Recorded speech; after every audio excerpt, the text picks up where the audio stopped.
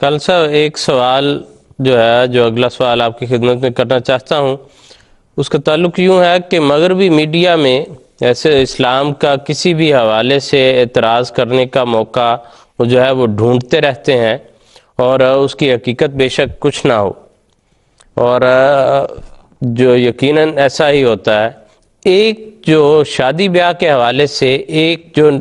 نقطہ اعتراض جو بنایا جاتا ہے وہ یہ ہے کہ کزن میرج جس کی اسلام نے اجازت دی ہے، اس کے نتیجے میں بچے معذور پیدا ہوتے ہیں یا طبی طور پر بعض مسائل کا شکار ہوتے ہیں۔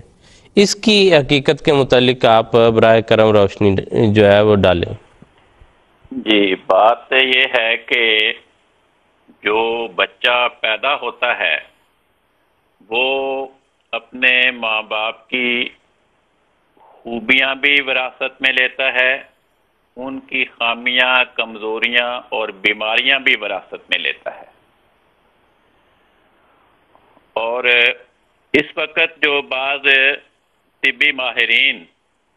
کزن میرج کے نتیجے میں بعض بیماریوں کی نشاندہی کرتے ہیں، اس کا ذرا جائزہ لیں کہ اس کا امکان کتنا ہوتا ہے۔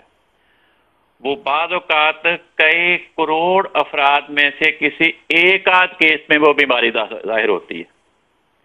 اب جس نقصان کی شرح اتنی کم ہو کہ کئی کروڑ افراد میں سے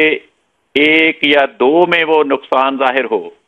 اس کی بنا پر ممانعت کا قانون نہیں بنایا جا سکتا۔ یہی وجہ ہے کہ اللہ تعالیٰ جس نے انسان کو پیدا کیا اور جو انسان کے ہر قسم کے نفع و نقصان کا کامل علم رکھتا ہے، صرف اسلام ہی نہیں، اسلام کے علاوہ جتنے بھی مذاہب کی بنیادی کتابیں ہیں ان میں کزن میرج کو منع نہیں کیا گیا۔ مثلا ہندو دھرم ہے، وہ عموماً اپنے رواج کے لحاظ سے کزن میرج کو منع کرتے ہیں، لیکن ان کی مذہبی کتابوں میں، وید وغیرہ میں کزن میرج کو منع نہیں کیا گیا، اور اسلام نے بھی ایسا ہی کیا۔ تو محض ایک ایسے وہمے کی بنا پر